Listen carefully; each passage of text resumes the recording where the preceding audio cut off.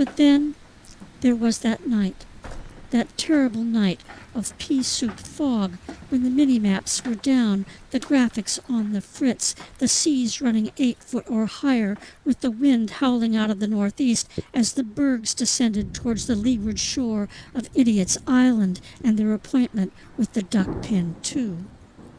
As ugly a night for sailing as Ed, then a newly minted first mate, had ever seen.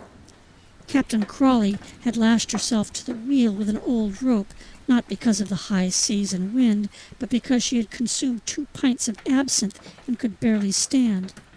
As the ship pitched to and fro, Captain Crawley spun first one way and then the other. "This is not going to end well," muttered Ed under his breath. "Not well at all." Ed was beginning to feel the dread known to all seafaring avatars, the dread known as impending doom and a lot of dark water. The ship suddenly pitched to starboard. Captain Crawley spun wildly. Little monkey fists pounded the deck. A sickening crackle of splintering wood rose above the pitch of the wind, and a twisted spar fell to the deck, crushing the only lifeboat into popsicle sticks. "Can't get much worse than this," thought Ed, but deep in his heart he knew he was wrong, very wrong.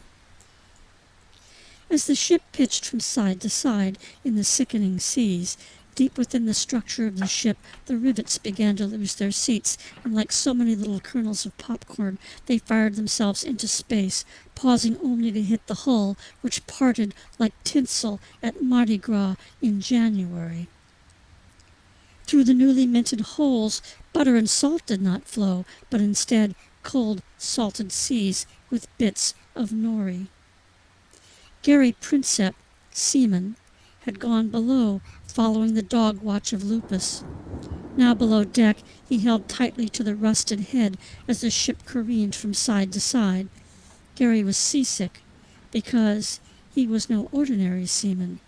Gary had a secret past and a secret mission. Between bouts of nausea, hatred filled his belly, red, hot hatred, fueled by imagined wrongs, illusory insults, bizarre delusions, and a handful of worthless imperial checks marked insufficient funds and handed down from generation to generation in the Prinsep family. Hatred for the past and the long-gone monarchy blinded him to reason. Gary was a wobbly, and deep within his duffel, safe and warm, lay his love, the light of his eyes, his redemption, the lovely Donderbus. And Donderbus held a message in her heart, a message of lead, a message intended for Branford Canticle Montfort III. Hidden beneath a pile of rusting deep-sea Ethernet cables, a large and very heavy crate had fallen on its side within the locked and welded-shut compartment labeled 4D. Stenciled on its side read, "Personal items, Montfort Household Guard." The crate had broken loose and was sliding back and forth, striking first one bulkhead and then another as the ship pitched from side to side. At about midnight, the seas rose higher and higher. The cargo of rubber spiders broke their lashdowns and began pitching from side to side within the hold of the ship. The rubber spiders, over a year's supply for several provinces, were defective, and they were never intended to be delivered by the rubber goods and allied products cartel and cabal.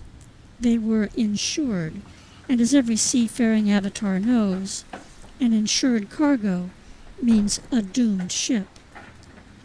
Deep within the bowels of the ship, close to the pumps, a small hourglass counted the seconds to a very wet fate. Little yellow and red wires, originating from a small box labeled "Party Favors," terminated at the bottom of the hourglass. The fate of the duckpin, too, was sealed. By storm, absinthe, or by insurance, she was doomed. "Ed, are you all right?" squawked Pete. Ed, startled in his reverie of that awful night, returned his attention to Pete and the envelope in his hands. "I'm okay, Pete. I'm okay."